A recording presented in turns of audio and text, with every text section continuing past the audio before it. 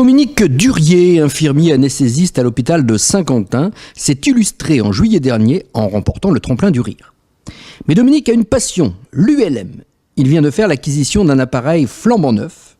Mais sa passion, Dominique veut la partager en organisant des baptêmes de l'air, y compris avec des personnes en situation de handicap. Alors l'après-vol, c'est un moment essentiel. C'est le moment avant de décoller ou avant toute manœuvre de mise en route de la machine.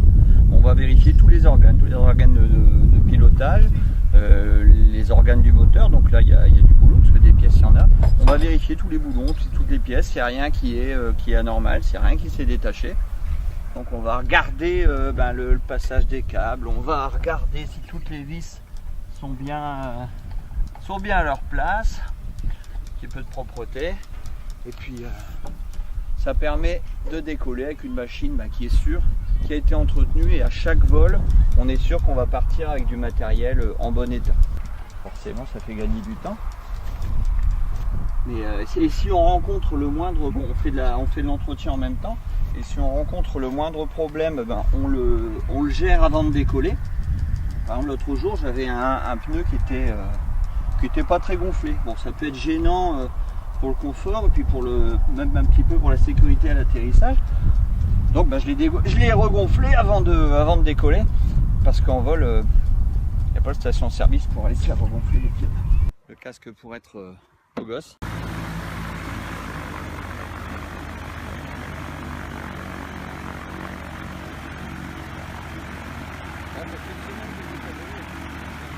Donc l'autogire vient de partir de son parking là. Donc il va se mettre au point d'arrêt, je me répète. Il va attendre, il va parler dans la radio, il va s'annoncer, il va regarder s'il n'y a rien, s'il n'y a pas un appareil qui vient l'embêter, qui atterrit. Et après il va se lancer. C'est vraiment un décollage vraiment lent.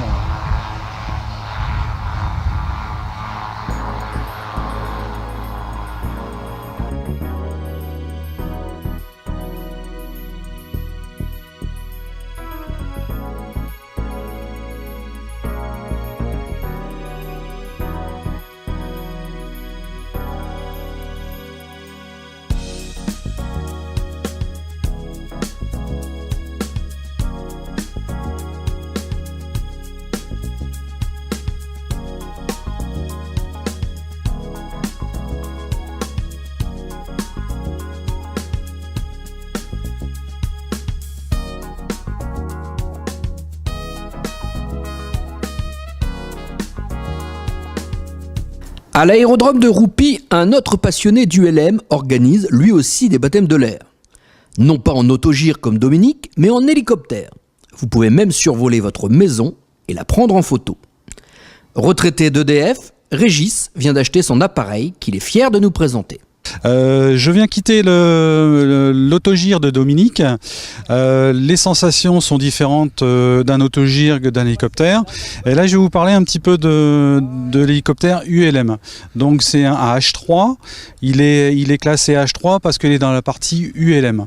La différence dans un hélicoptère, c'est que nous pouvons décoller. Je peux décoller à la verticale et me mettre en direction de la piste, et après je décolle comme un avion classique.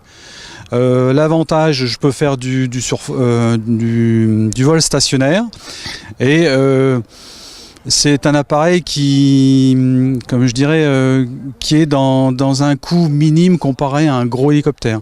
Je prends qu'une personne à la fois. C'est un appareil qui pèse 283 kg à vide. Donc je peux monter une personne maximum de 80-95 kg.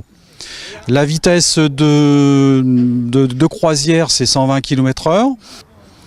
Et une très très belle sensation, parce qu'on a justement l'avantage, c'est de pouvoir voir 360 degrés. On peut aller où on veut. La réglementation en ULM est assez light un peu. Donc la formation du pilotage s'est faite à Amiens, chez Airflash. Donc c'est un importateur de l'appareil. 1 heure de pilotage, c'est 300 €. Sachant qu'il faut à peu près 40 à 43 ou 45 heures de pilotage pour pouvoir avoir son brevet. Ensuite, pour pouvoir emmener des personnes dedans, donc il faut avoir l'emport passager.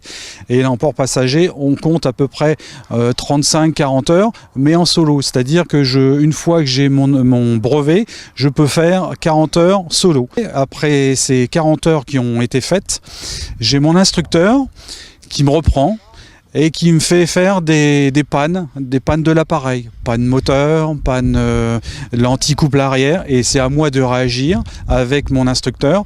Et si j'agis très rapidement, ce qu'il faut faire bien sûr, et il me donne l'emport passager. Et à partir de là, je peux maintenant prendre des personnes. Donc je disais donc que ça soit l'hélicoptère ULM et l'autogire pareil ULM, nous avons l'avantage de prendre des personnes à mobilité réduite. Alors nous, les pilotes ou les personnes qui nous aident, on peut mettre les personnes à mobilité réduite dans les appareils sans problème. Après les gens sont émerveillés. On a eu tout à l'heure une personne qui est montée dedans, et puis la descente était merveilleuse. Et c'est pas parce qu'on est handicapé qu'on a le droit de pas profiter de ces belles machines. Voilà une bonne idée de sortie si vous souhaitez découvrir de nouvelles sensations. Et pour 110 € les 20 minutes, vous passerez un moment inoubliable.